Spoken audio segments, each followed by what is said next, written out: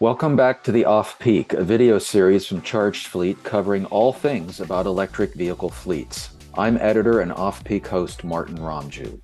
Today we get into the sizable challenges ahead in matching electric vehicle mandates with the charging infrastructure and energy sources needed for mass adoption of EVs.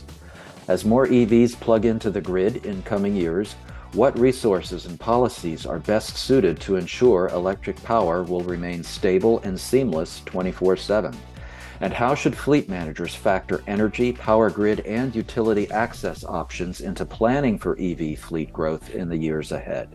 Our guest today is Chris Ventura, the Executive Director of the Consumer Energy Alliance, a group that advocates for diverse, reliable, affordable, and environmentally friendly resources.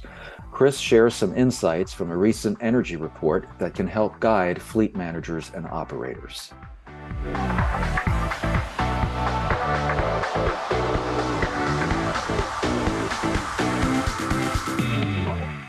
All right, Chris Ventura, Executive Director of the Consumer Energy Alliance. Welcome to Charged Fleet. Good to have you. Martin, thanks for having us today. So let's get started with an overview of the state of EV charging in America. How would you assess the disparity between the supply of chargers and the number of EVs that are now on the road? Quite simply, there's a large imbalance between where we're currently at and where we have to be. So to put it in perspective, currently there's about 55,000 public charging stations in the United States, and of those, there's about 143,000 charging ports, and only about 32,000 are level two, or well, 32,000 are about level three fast chargers. Those are your fastest charging ports where it can take about 30 minutes to fully charge a battery. And if we contrast that on the liquid fuel side, we've got a little over 145,000 gas stations with a bit over 1 million pumps out there. And when you've got a refueling time that takes about 5 minutes to put about 350 miles in the tank, whether it's a sedan or a commercial vehicle or a semi, except your largest semis, which may take about 15 minutes to fill up. You're looking at a substantial increase in time if you're using public charging stations, you know, whether it's 30 minutes for a fast charger or hours if you're using a level two charger. So, looking at the number of vehicles on the road and what you just mentioned about the chargers, how did we get into this situation where we have this imbalance? Yeah, so part of it is politics and policy making having some lofty goals that come crashing down into reality when we see, sometimes technology does not keep up the pace with what our policymakers think that it will be. And that's really the delicate balance that we're in right now. We see some really aggressive mandates by a variety of states, specifically California leading the way. And with some of the tailpipe rules coming out of the U.S. EPA, whether it's for the medium heavy duty vehicles that came out or the light duty passenger vehicles that just closed about a month ago, we're going to see some continued tension where we're seeing electric vehicles mandated, but the infrastructure necessary to actually charge those vehicles takes a lot longer to be actually built out and constructed, and for people, not just regular people who are going to buy a car, but for fleet managers to actually figure out how to best integrate those into their operations. When you look at some of the mandates and the goals, and you mentioned California not wanting to sell any internal combustion engine vehicles after 2035, what would be the best sources of energy needed to ensure a reliable power supply for the mass electrification that is informing a lot of these goals? Yeah, so one of those things is making sure that we have enough baseload power generation. And when I talk about baseload power generation, it's your traditional power plant, whether it's coal-fired, natural gas, nuclear. If you're looking at renewables, something like hydropower, which is the baseload of renewables, if you will, because it provides power that is consistent over any amount of time. So it's there when you need it. It's not dependent upon the weather. And as technology progresses and we do get some utility scale battery storage in place, then we've got the ability to actually look at, using wind and solar when it is available, charging the battery or pump storage, for example. And when that wind and solar ebbs, relying on battery storage then to power our charging infrastructure. So, in terms of having a diverse, consistent energy supply, what should federal and state governments be doing to either bring this about or and encourage that source generation? Yeah, so one of the things to think about it's not just the energy supply that matters, it's also how that energy is supplied. So looking at the transmission aspect. And so from a federal or a state level, looking at encouraging a diversity of energy supplies, one of the more promising aspects is small modular nuclear reactors, where it is clean, carbon-free baseload energy. We've seen from the federal level, just continual delays at the Nuclear Regulatory Commission to try to make some of these an actual reality, where they can, be dispatched in a variety of places, whether you've got coal-fired power plants that are closing, they can be dropped in there. If you're a large manufacturer, for example, and you have a fleet, there are many manufacturers who have already signed MOUs with some of these companies that are building small modular reactors to power their operation. Whether they plan to, utilize electric vehicles and use that power for process heat or to power their operations. There's a number of different things that they can do.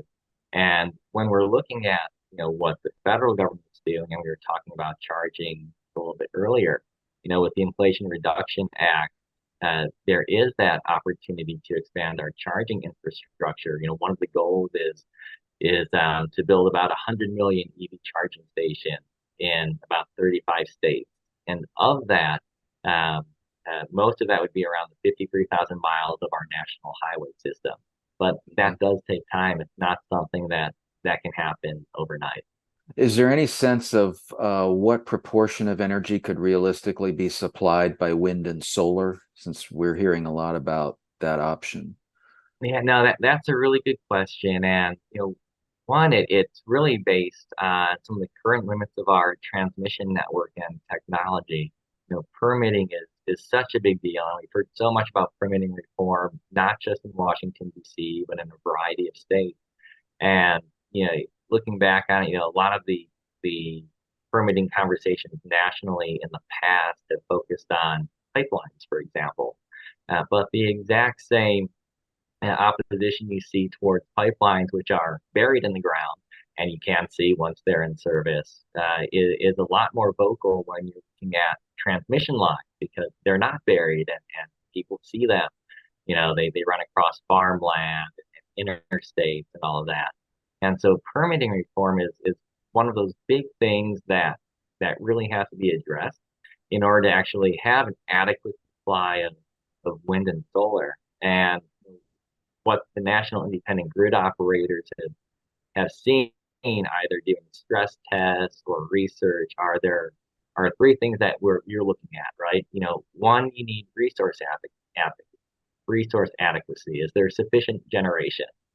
Two, is there energy adequacy? Are you able to provide the energy when your customers need it at all hours? And then three, what's the operating reliability? So if you plug in an EV, it's guaranteed that that EV will be charged.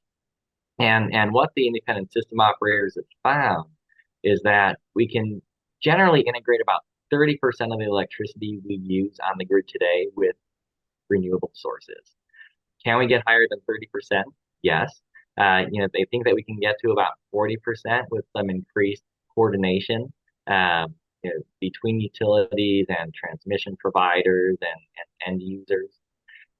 And then, really, if you're looking at getting about 50% of penetration by renewables, that's when you see significant cost increases. So some of these energy pressures and charging shortfalls that your organization has cited, How do these affect commercial and municipal electric fleets versus just the average consumers that are starting to buy EVs? Yeah. So uh, in some instances, the impacts are the same, and it all depends on what type of fleet the managers have. Hmm. So if they're running passenger vehicles, right? If they're a livery service or something like that, they'll run into the exact same cost constraints where the vehicle that they're purchasing or need to purchase for their fleet costs on average about $16,000 more than a traditional internal combustion engine vehicle. For vehicles like that, and we were talking earlier with people working from home nowadays, not just in one standard location.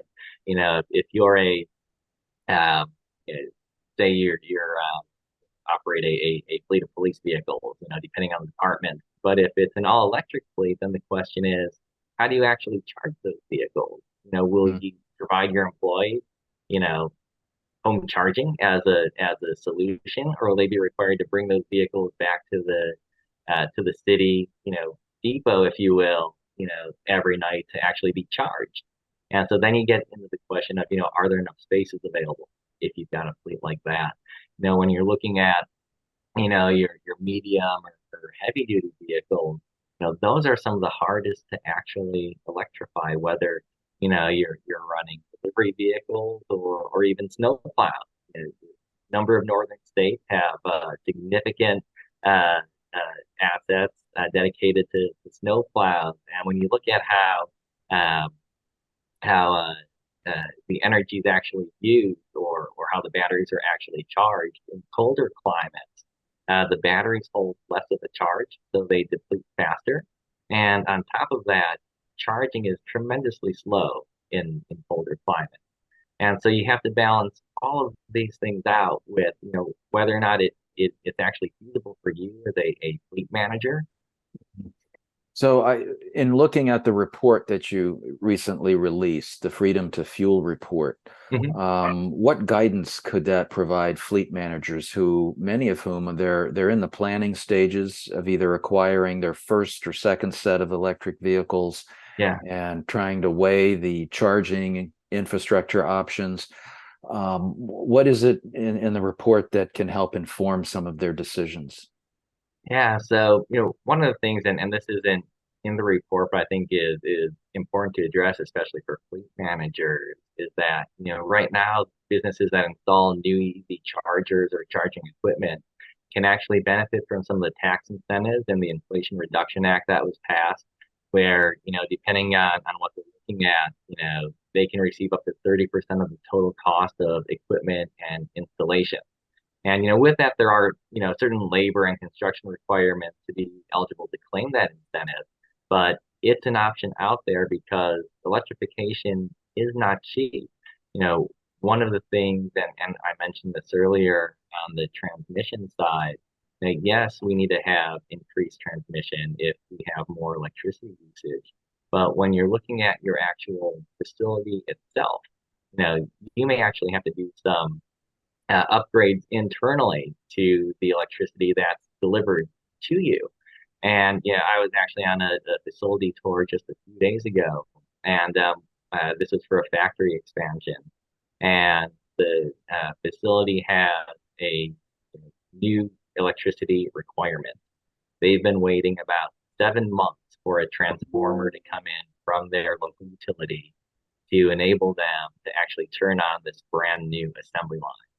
And every time they ask when this transformer is coming, we don't know. The Mhm. lead time on some of these transformers for increasing electricity, not just to manufacturing facilities, but to subdivision, is anywhere between eight 8 months and a year and a half.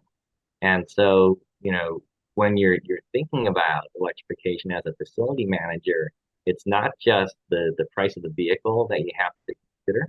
It's also the internal infrastructure that is at your actual facility that you have to think about from a long-term planning perspective.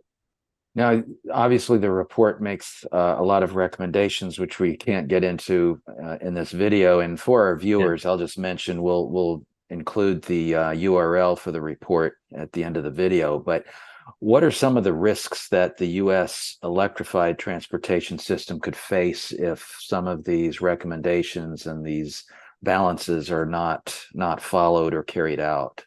Yeah. So yeah, I'll just tell you what three of the main risks are, and there are varying levels of risk. One is dealing with the supply chain. When you're looking at the components necessary to build electric vehicles currently, a lot of the rare earths and minerals are not sourced domestically, and they're not sourced in areas of the world um, from from people who actually like us. About 90% of the mining, processing, and refining of rare earths and critical minerals that go into EVs is done in China.